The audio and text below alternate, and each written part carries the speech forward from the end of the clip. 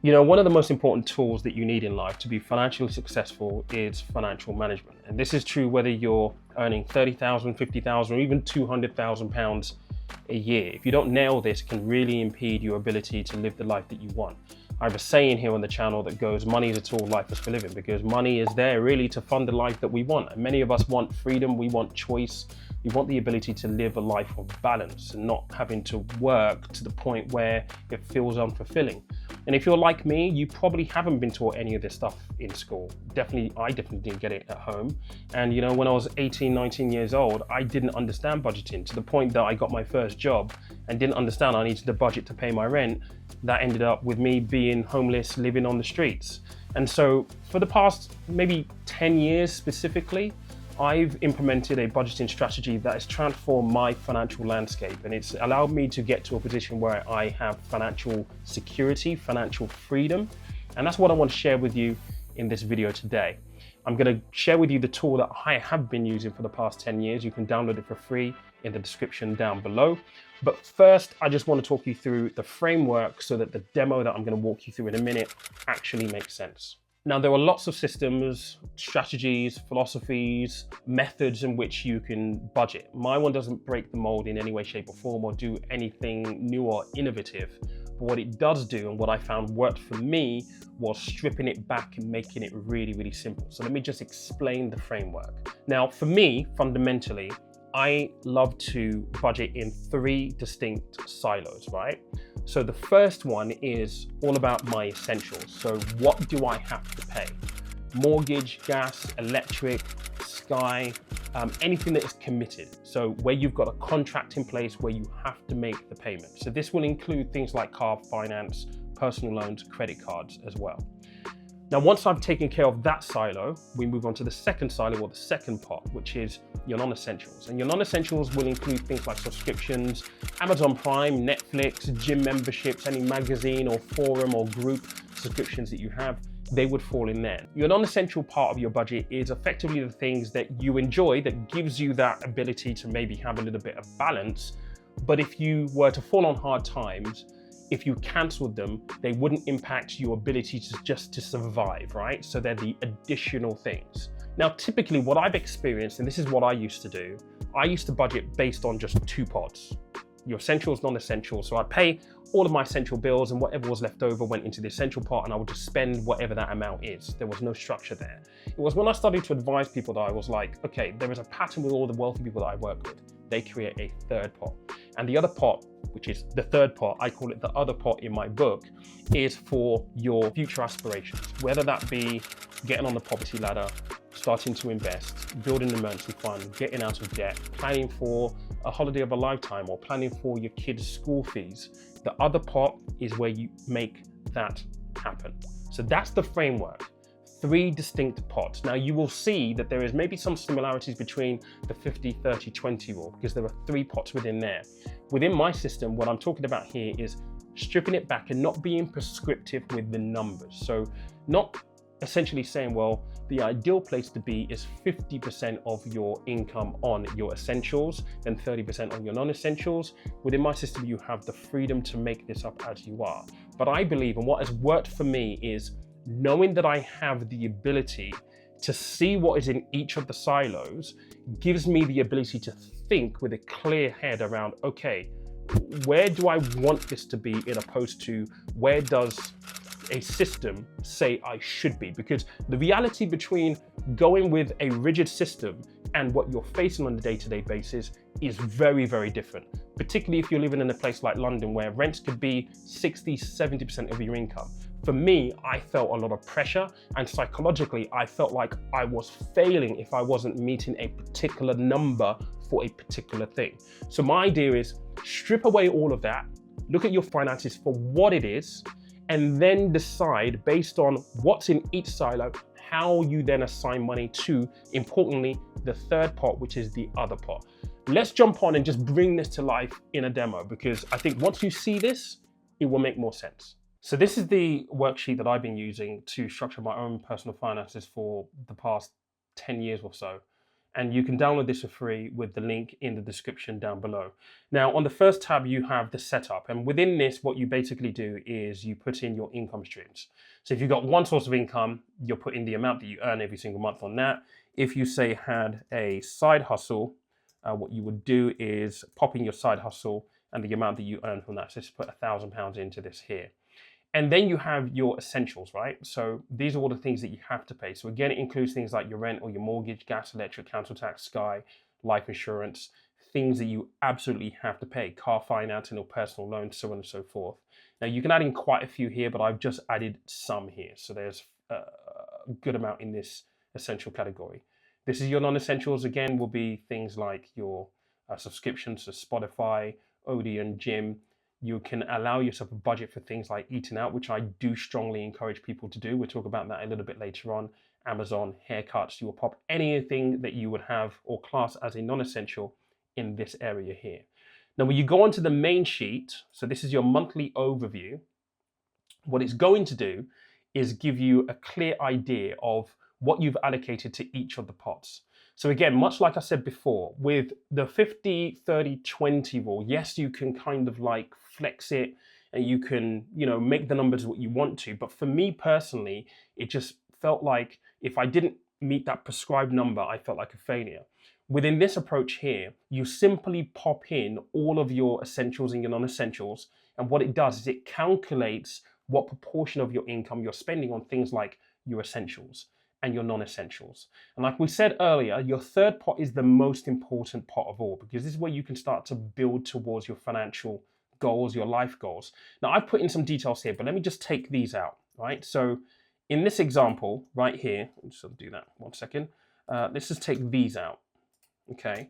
So in this example right here, if your income is, £5,395 a month, okay, you popped in all of your essentials and your non-essentials, it's telling you that you're spending 3,180 on essentials, which is 58.9% of what you earn on a monthly basis. You've got another 10% or so going towards your non-essentials.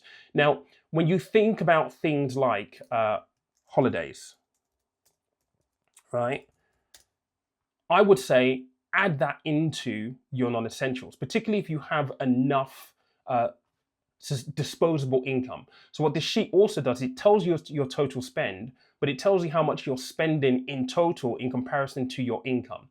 So it tells you that actually you still have, in this example, £1,633 left over. So if you want to start planning ahead towards your things like holidays, right? And I'd always advocate within your budget where you can be proactive and not reactive, add in an amount every single month that you're going to put towards your holiday. Let's just say, you're going to know that you're going to take this in 2025, right? A year from now.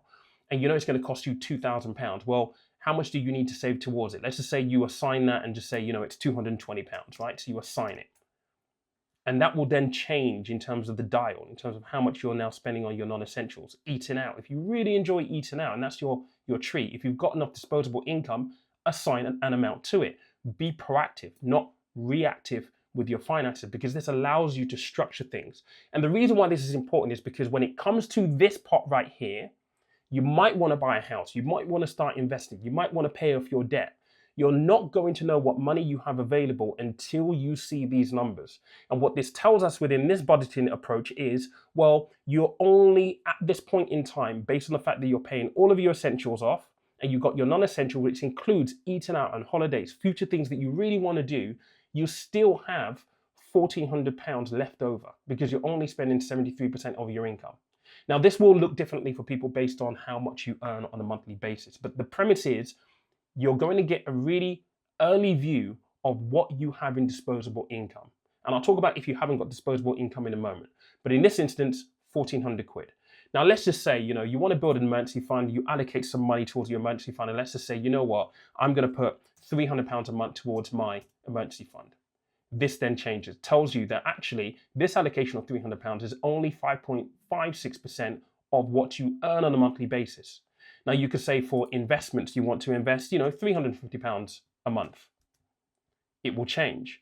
Let's say you're looking to buy a house and you're working towards your deposit. You may say, actually, you know what, I need to contribute a really significant amount into this effort. You may say, well, actually, in opposed to investing and putting that money into an investment, all of the money goes into a house deposit. And let's just say you're going to do £800 a month in this example, right? It tweaks it. But each time that you change this, it's going to give you an idea of what your spending ratio is. And once you cross 90%, you're going to get this red alert right here, because it's telling you, okay, you're close to your limit now. You're close to your limit. Maybe you want to think about how much you have left and where you're allocating money to. Now, let's just say I put holiday in here, special birthdays, anniversaries. You can put whatever you want in here, but the idea is that this is all about future you, your future aspirations, your future goals, and you can assign the money as you wish. So you may say, well, actually, in this example, I do want some money to invest. Let's just say you're going to do £250 a month. It takes you really, really close, tells you how much you have left. Now, it doesn't mean you have to assign every single penny to these three silos, but the idea is that as you begin to do this, and opposed to being structured to, well, your essentials got to be 60% or your non-essentials has to be, 30%. What you have is autonomy over how you spend your money, because you can see it based on the reality that you're facing on a month-to-month basis. And I'll tell you the crazy thing that really changed my finances was when I started to do this and I started to think about, okay, I can see these dials. As you get into the practice of this, for me, I subconsciously got into the mode where I wanted to increase this amount and improve this amount almost every month, every quarter, every half year, certainly every year. Because the more you have going into this pot is going into things that are going to better you for the future. And naturally what I did, which is very, very strange, was I started to cut down maybe some of these things and be like, okay, well, do I really need this? Do I really need that? Now, let's just say, for example, you don't have a huge amount of disposable income. I talk about this in the book. If you're in that kind of situation, this is really, really powerful because number one, it gives you a bird's eye view of your finances right now. And because you're listing each of your expenses, you can really get down to the nitty gritty of what you might need to get rid of in order so that you can actually create some allowance in this third pot right here. This pot is crucial. It's absolutely crucial. Like I've said, I've worked with people and this is how I used to budget. I used to do these two things and those two things alone. Wealthy people who I worked with always had this, and this transformed everything for me because it meant that I could start to build an emergency fund. I could start to really think outside the box and think from a place of not desperation and need, but a place of, okay, I need to make my money work harder for me. How do I do this within my framework? This is a life changer. And believe me, when you look at it this way, it's really important. But if you are in a position where you don't have a lot of disposable income, this will do wonders in terms of helping you understand what can you cut, what should you cut to create this pot right here. Now, one of the things that I talk about in the book quite a lot is the fact that I don't care about necessarily the numbers in these three areas to begin with. If you're just starting out, just trying to get your handle over your finances, trying to get control, don't be too obsessed with these numbers. What I care about most, and this is what I talk to people about when I do one-on-one coaching, is if you don't have this pot right now, work towards getting something in this pot. Don't care whether it's 1% or 2% or 0.5%, just get something in this pot. Because what we're trying to do is, if you do this consistently, you really use this worksheet, it's the habit of moving money between here and here. And if you are in dire financial situations, what will happen is you start cutting from non-essentials first, and then if you still need to cut, you'll cut from your essentials. But it gives you a structure, places to start from. And so look, I hope you found this useful. This is available for you to download for free. I could talk about this for hours, but this is just a high-level rundown of how it works. Download it, see what you think. It's transformed my finances. It's really given me the ability to think about money, not from a place of desperation, but from a place of pragmatism. How do I really make sure that the money that I earn every single month is put to good use? And I'm sure it will do the same for you.